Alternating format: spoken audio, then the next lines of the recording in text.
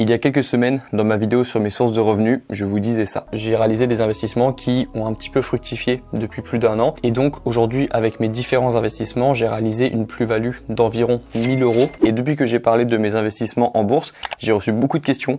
Beaucoup de questions sur la bourse. Qu'est-ce que c'est la bourse déjà? Comment est-ce qu'on peut gagner de l'argent en investissant en bourse? Est-ce que c'est pas risqué?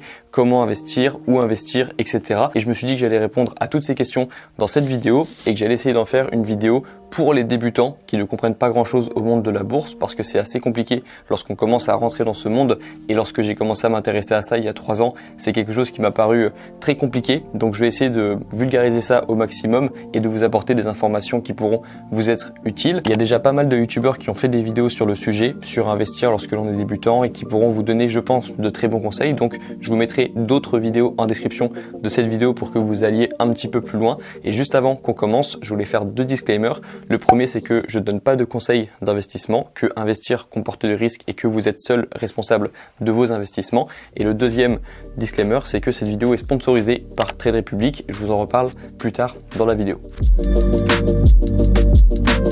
Alors pour commencer cette vidéo, je pense que c'est important de parler des bonnes et des mauvaises idées d'investissement parce qu'il y a des erreurs et il y a des pièges à éviter selon moi dans lesquels je suis tombé lorsque je me suis intéressé au monde de l'investissement et je pense que vous pouvez éviter de tomber dans ces pièges comme moi. Donc si je peux vous éviter ça, et ben tant mieux. Et parmi les mauvaises idées, on trouve le trading, les paris sportifs et les livrets A et les livrets jeunes. Les livrets parce qu'ils ont un taux extrêmement faible, 0,25 et 0,5% par rapport à l'inflation qui est selon certaines sources entre 2, 3 ou 4% par an, ce qui est déjà supérieur au taux du livret A et du livret jeune. Donc chaque euro que l'on laisse sur un livret A ou un livret jeune perd un peu en valeur chaque année et donc on peut acheter de moins en moins de choses avec ce que l'on place sur ces livrets A et sur ces livrets jeunes et donc on perd de l'argent.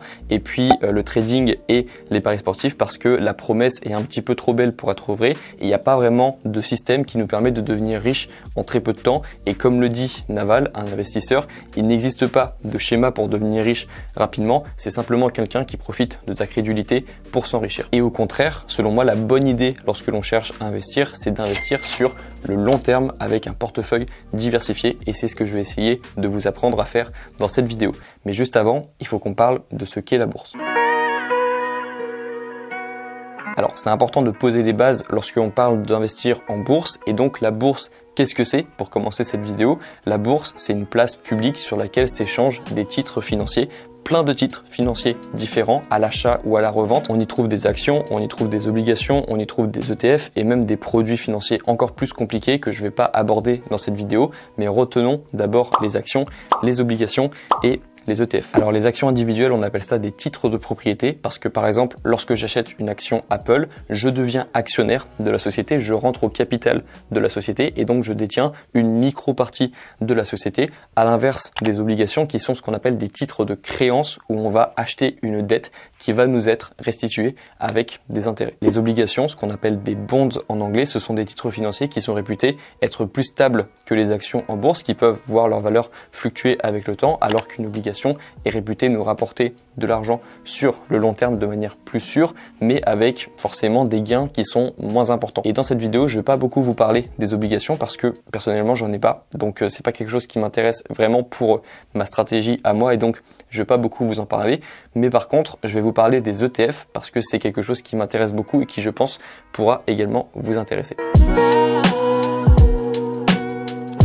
Alors pour définir les ETF, je vais m'aider de la définition officielle de l'autorité des marchés financiers, l'AMF, qui définit les ETF comme des fonds indiciels cotés en continu et négociés en bourse de la même façon qu'une action. Ils ont pour objectif de répliquer à la hausse ou à la baisse l'évolution d'un indice ou d'un actif. Ainsi, là où certains ETF vont répliquer la performance d'un indice boursier, comme le Nasdaq, le S&P 500 ou le CAC 40, d'autres vont se focaliser sur un actif en particulier, comme les matières premières ou la technologie. Je pense que vous connaissez certains cours comme le CAC 40 qui représente les 40 plus grosses entreprises françaises cotées en bourse. Il y a également un autre cours qui est intéressant, un autre indice qui est intéressant qui est l'indice S&P 500, donc les 500 plus grosses entreprises américaines. Et il y a également d'autres indices qui représentent même les entreprises du monde entier.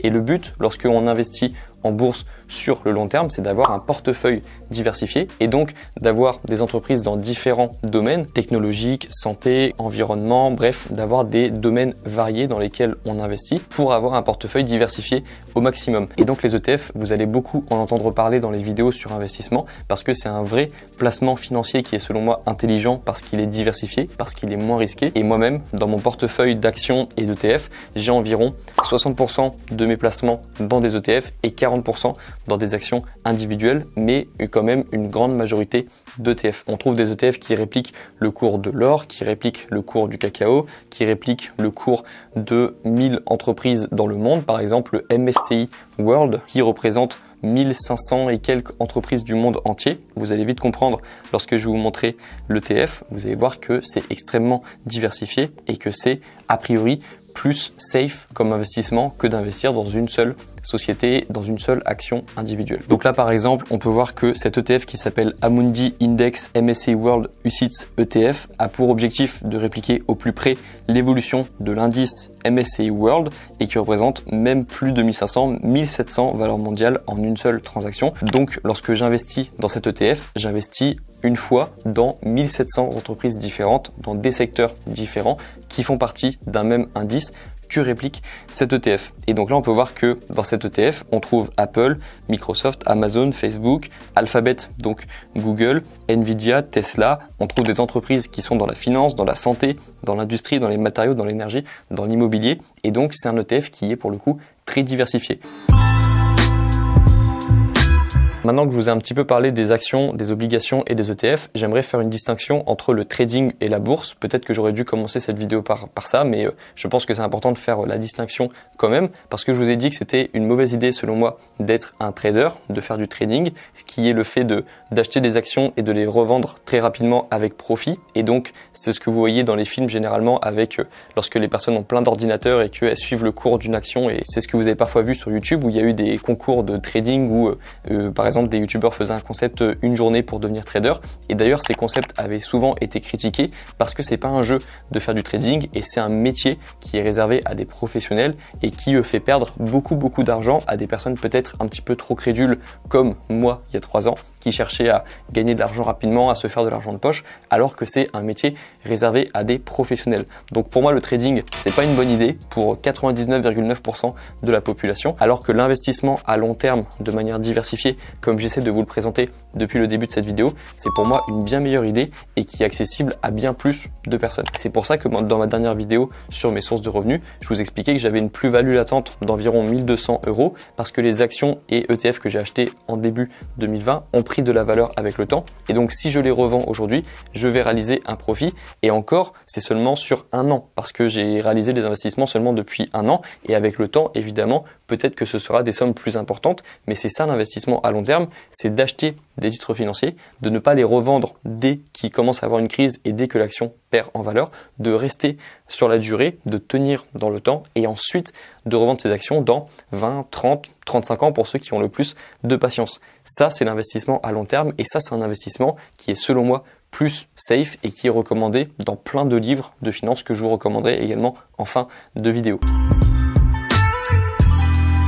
Il y a deux façons de gagner de l'argent en bourse, soit en revendant avec profit des titres financiers que l'on a achetés, soit en gagnant des dividendes. Parfois les deux en même temps, parce que lorsque par exemple j'achète une action Starbucks, comme j'en ai certaines, j'obtiens des dividendes chaque mois ou chaque trimestre, je sais plus exactement, mais c'est vraiment très faible, hein, c'est 3 à 10 € par mois comme je vous l'avais expliqué dans ma vidéo sur l'investissement, sur mes 9 sources de revenus. Et en fait c'est vraiment la base de la base à comprendre ça, parce qu'il n'y a pas 10 000 façons de gagner en bourse, il faut revendre quelque chose plus cher que l'on l'a acheté, ou alors obtenir des dividendes, et à partir de ce moment-là, il y a 10 000 stratégies différentes. On parle de portefeuille en bourse, il y a des portefeuilles qui sont plutôt à dividendes, où l'objectif c'est pas forcément de revendre des actions ou des titres financiers plus chers qu'on les a achetés, mais simplement d'investir dans des sociétés qui redonnent beaucoup de dividendes aux actionnaires et donc de faire des profits réguliers. Et à l'inverse, il y a aussi des portefeuilles qui se concentrent plutôt sur le fait de revendre des actions avec profit et donc on s'en fiche des dividendes sur le court terme et sur le long terme, on veut juste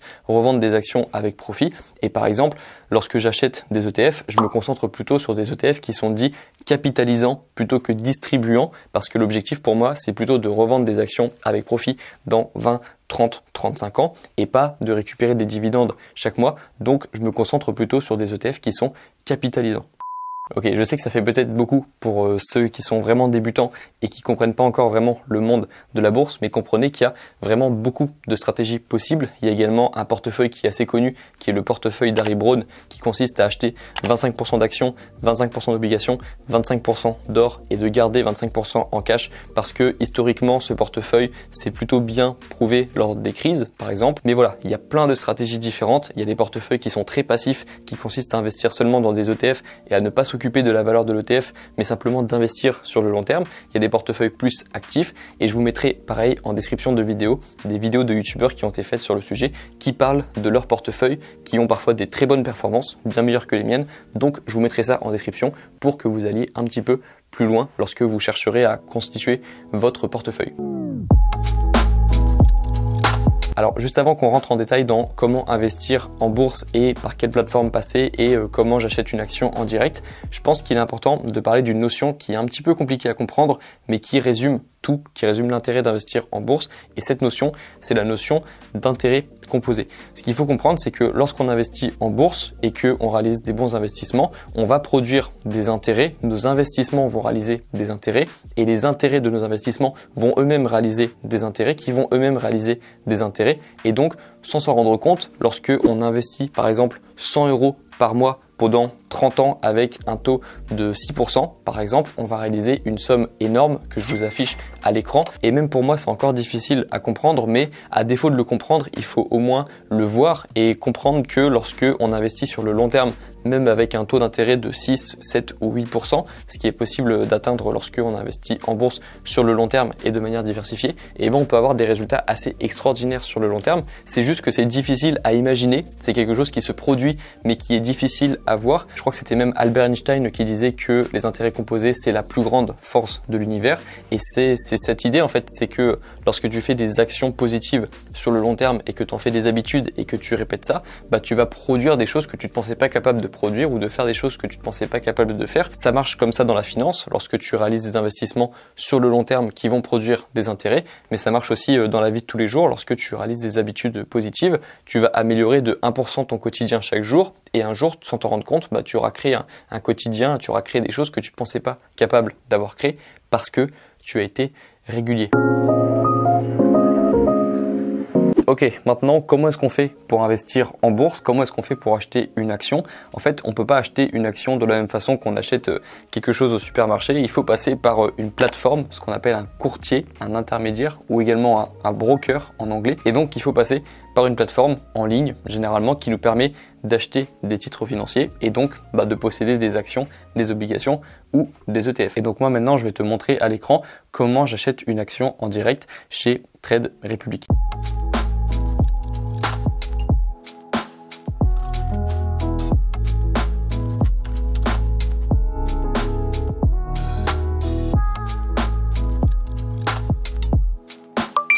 Donc tu vois, au final, c'est assez simple d'investir chez Trade Republic. Tu as juste besoin de sélectionner l'action, l'obligation ou l'ETF que tu as envie d'acheter, de vérifier que c'est bien le bon numéro d'identification, vérifie bien avant, parce qu'il y a parfois des ETF qui se ressemblent et des actions qui peuvent porter un nom qui porte à confusion. Donc vérifie bien le numéro et puis ensuite l'ordre va être passé et tu vas recevoir l'action sur ton compte. Et puis voilà, c'est tout. Tu possèdes donc ton premier produit financier ou tu possèdes ta première action et donc tu es devenu officiellement un actionnaire de la société dans laquelle tu as investi.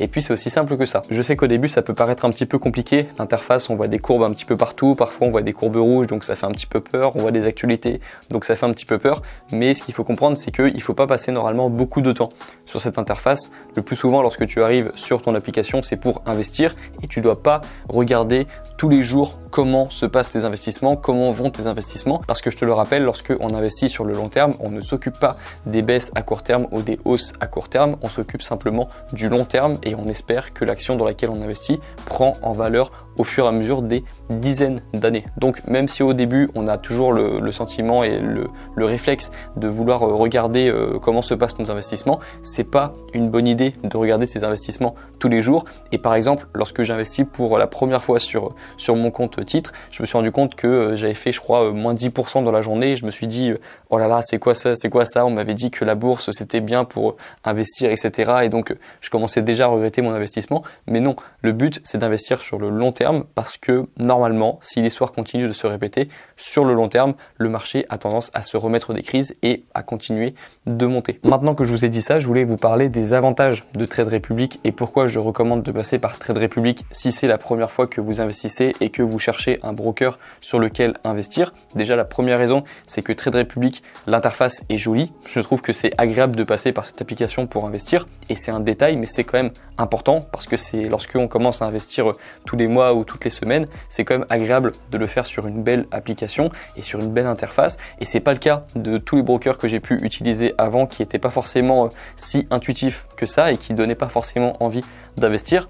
Ça, c'est la première raison, c'est peut-être la moins importante, mais c'est une raison quand même. L'autre avantage de Trade Republic et ce qui en fait, je trouve, un broker concurrentiel par rapport aux autres qui existent sur le marché, c'est le peu de commission et le fait qu'il n'y ait pas de frais cachés. Donc, lorsque on passe un ordre, on a une commission que de 1 € sur l'ordre qu'on a passé. Peu importe l'ordre que l'on passe, que ce soit pour une action, pour 20 actions ou pour 50 actions, on sera facturé que de 1 € et ça peut vite monter lorsqu'on achète sur d'autres brokers et qu'on a une commission de 2 ou 3%, ça peut monter à bien plus qu'1 €. Donc ça a quand même son importance. Et également et surtout le fait que lorsqu'on réalise des investissements programmés, il n'y a même pas de frais. Lorsque on réalise un investissement programmé, c'est-à-dire que chaque mois on décide d'investir dans une action en particulier ou dans un ETF en particulier, ou même de créer quelque chose de plus complexe où on va acheter des actions et des ETF chaque mois, il n'y a pas de frais. Donc ça, c'est pour moi, c'est la première fois que je vois ça avec un broker sur le marché français. Donc pour moi, c'est quelque chose d'intéressant et c'est pour ça que je vous en parle. Et donc c'est pour ça que j'ai décidé de faire confiance à Trade Republic pour cette vidéo. C'est parce que je trouve que l'application répond à tous les critères nécessaires lorsque on cherche à investir sur un broker. À l'occasion de cette vidéo, on a créé un lien de parrainage avec Trade Republic. Je vous mettrai également le lien à l'écran si vous voulez profiter de l'offre de cette vidéo et si vous voulez commencer à investir avec Trade Republic. Merci à eux d'avoir sponsorisé cette vidéo et puis on passe à la prochaine partie de la vidéo. Ok, maintenant que j'ai dit tout ça, il me reste 2-3 choses à aborder dans cette vidéo. Il me reste à parler du PEA et de l'assurance vie. Et enfin, en fin de vidéo, je te parlerai d'un petit plan d'action spécial pour débutants pour savoir quoi faire à la fin de cette vidéo après avoir vu toutes les informations que tu avais besoin de voir dans cette vidéo. En tout cas, j'espère que tu auras pu apprendre des choses déjà dans cette vidéo, mais on va essayer d'aller plus loin ensuite et c'est pour ça que je te ferai un petit plan d'action. Juste avant qu'on parle de ça, je voulais parler rapidement du PEA et de l'assurance vie.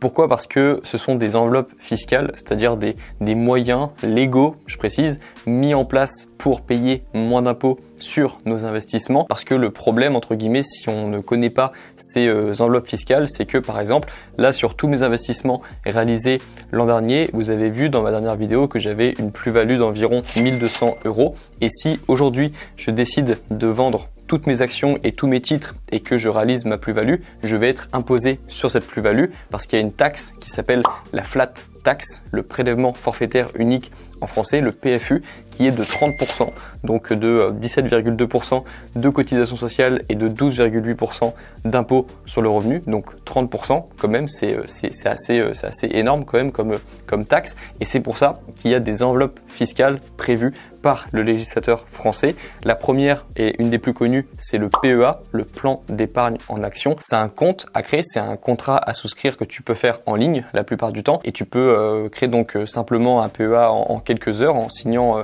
quelques documents et puis en envoyant encore une fois quelques informations d'identité pour vérifier ton identité. Et une fois que tu auras créé ce PEA, tu pourras acheter des actions d'origine européenne seulement, donc des actions d'origine européenne et pas des actions, par exemple tu pourras pas acheter d'actions Apple directement dans ton PEA, mais tu pourras acheter des ETF d'origine européenne qui peut-être auront des actions Apple dedans, mais voilà, je ne vais pas rentrer dans les détails, mais en gros, ce sont des actions d'origine européenne que tu peux acheter avec ton PEA. Et ensuite, une fois que tu auras acheté des actions et que tu auras créé un portefeuille d'actions, tu auras une fiscalité allégée à partir de 5 ans de détention. C'est-à-dire que si tu achètes des actions et des ETF pour ton PEA et que tu revends tout à partir de 2 ans, ça n'a pas de sens de faire un PEA parce que tu ne vas pas bénéficier de la fiscalité avantageuse du PEA.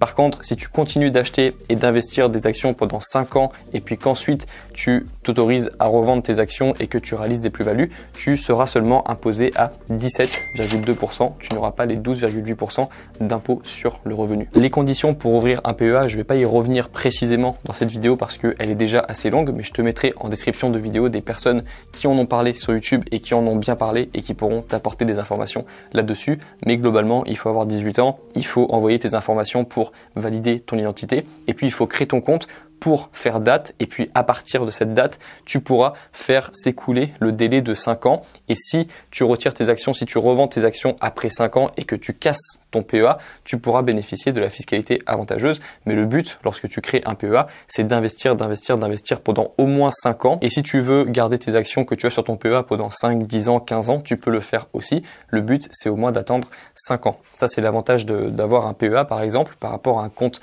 titre classique. Et c'est ce qu'on appelle une enveloppe fiscale qui va récompenser une personne qui tient sur la durée des actions ou des actifs. Et de la même façon, tu peux créer une assurance vie. Et ne fais pas l'erreur de penser que l'assurance vie, c'est un truc que tu prépares seulement pour préparer ta succession et c'est quelque chose qui est réservé aux vieilles personnes. C'est quelque chose que je pensais encore il y a quelques années, mais pas du tout. Tu peux créer une assurance vie à 18 ans et tu peux profiter des avantages de l'assurance vie. Et pareil, l'assurance vie, c'est, on va dire, un moyen qui te permet, une enveloppe fiscale qui te permet de stocker des actifs et pas seulement des actions. Tu peux stocker par exemple un immeuble sur une assurance vie, tu peux mettre des actifs et puis ensuite tu bénéficieras d'une fiscalité avantageuse après 8 ans, il me semble. Et pareil, il y a des conditions de plafond, il y a des conditions de création, tu peux créer même plusieurs assurances vie. Je sais qu'il y a un youtubeur qui s'appelle S'investir sur YouTube qui a, je crois, 4 assurances vie. Donc tu vois, tu peux en créer plusieurs. Il y a encore plein de choses à connaître ensuite. Et moi-même, je ne suis pas un professionnel de l'assurance vie, donc je ne vais pas donner des conseils dans cette vidéo. Mais en gros, intéresse-toi à l'assurance vie, intéresse-toi au PEA si c'est des choses qui t'intéressent et si l'investissement t'intéresse, parce que ce sont des enveloppes fiscales, c'est des moyens légaux de réduire ta fiscalité sur tes investissements. Et donc, ce serait bête de s'en priver. La deuxième chose que je voulais te dire avant de passer à la conclusion de cette vidéo, c'est que avant même d'investir, et ça c'est une règle de base, que ce soit pour investir dans un PEA, investir dans une assurance vie ou investir sur un compte titre, le plus important c'est d'avoir un fonds de sécurité qui correspond à au moins 2, 3 mois, voire 6 mois de dépenses, parce que, comme tu l'as compris, le but de l'investissement à long terme, c'est d'investir régulièrement sans se poser trop de questions et surtout de ne pas investir les sous dont on a besoin pour régler son loyer, pour régler ses dépenses alimentaires, pour régler ses dépenses loisirs ou même n'importe quelle dépense qui est importante à ton bien-être. Le but, lorsqu'on investit, c'est d'investir quelque chose qu'on est capable de perdre, vraiment quelque chose qu'on est capable de perdre et d'arriver à zéro. Lorsque tu investis, tu dois être capable de perdre à 100% ce que tu investis, sinon tu n'investis pas les bonnes sommes, tu n'investis pas en tout cas quelque chose que tu devrais investir. C'est vraiment la règle de base. Tu n'as pas envie de te retrouver dans une situation dans laquelle tu es obligé d'annuler tes investissements et de vendre tout ce que tu avais acheté comme actif et de casser ton PEA, de casser ton assurance vie parce que tu n'avais pas prévu une dépense que tu aurais pu couvrir si tu avais préparé un fonds de sécurité avant même d'investir. Donc c'est vraiment important d'avoir un fonds de sécurité avant d'investir. Fais-le et puis ensuite tu seras plus tranquille. Alors maintenant, j'avais envie de te parler d'un petit plan d'action pour les personnes qui ne connaissent pas grand-chose à l'investissement, mais qui ont envie de se former. Je pense que évidemment, c'est important de se former avant d'investir et de comprendre ce que l'on fait. Ça aussi, c'est une des règles de base de l'investissement. Et c'est pour ça que si aujourd'hui tu es débutant, tu dois regarder d'autres vidéos sur le sujet. Tu ne dois pas t'arrêter à cette vidéo. Tu ne dois pas acheter une action aujourd'hui. Enfin, je ne te conseille pas d'acheter une action aujourd'hui, mais de continuer à te former. Pourquoi pas de créer un PEA ou un compte titre ou une assurance vie pour faire date et puis pour ensuite commencer à investir, mais ne commence pas à investir aujourd'hui, pas après avoir vu seulement une vidéo, mais continue de t'intéresser à ça. Je te conseille également de commander un livre sur le sujet. Moi, j'ai lu Psychology of Money. Je te conseille également L'investisseur intelligent et je te conseille également le livre écrit par Malkiel sur Wall Street. Je te remets le plan d'action à l'écran, mais globalement, continue de te former, c'est important de toujours continuer à apprendre, surtout lorsqu'on parle d'investissement, il y a plein de choses à apprendre, moi-même j'ai encore plein de choses à apprendre et je te conseille